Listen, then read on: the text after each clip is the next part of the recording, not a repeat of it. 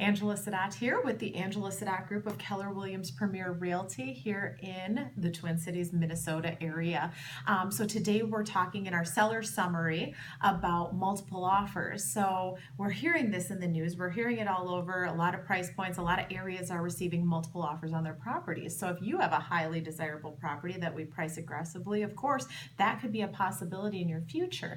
So what happens in a multiple offer situation? And is this something to be nervous about or to be excited about, or what do we think about this? And of course, as a seller, it's a very exciting thing to know that more than one person wants your property. That's very exciting. Obviously, you've done a lot of care for the property and you've taken care to stage and make it look really great, and that's why more than one buyer is writing an offer on your property. And so at that point, what we do is when we receive more than one offer, generally we will let all the other agents know, hey, we've received some offers on this property. We would love to know if you are interested in writing an offer as well. So therefore we can obviously make sure that there's no buyers hanging out there that might be looking to write an offer as well. The more offers, the better in the seller's world, of course. Not as fun for the buyer. But as the seller, it's very exciting. And so we will usually call for what is known as highest and best by a certain date and a certain time. So we may say something like, hey agents, can you get us your highest and best, put your best foot forward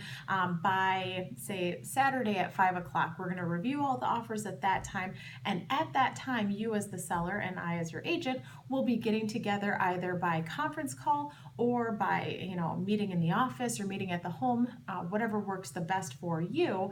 And we'll actually go over the terms of those offers. Now, terms are very important. Sometimes we only think price or closing costs or things like that are important. However, the type of loan that buyer is actually using, if they're asking for closing costs and not asking for closing costs, what do we feel an appraisal would come in at on this property? There are a lot of little nuances to the offers that we really want to be aware of, and therefore we really want to kind of pour over those offers a little bit in order to make sure that we're picking the best offer and the most qualified buyer so we don't have problems going into the future. So, are multiple offers exciting? Yes. Do we have to be very aware of those details though when we're going over them?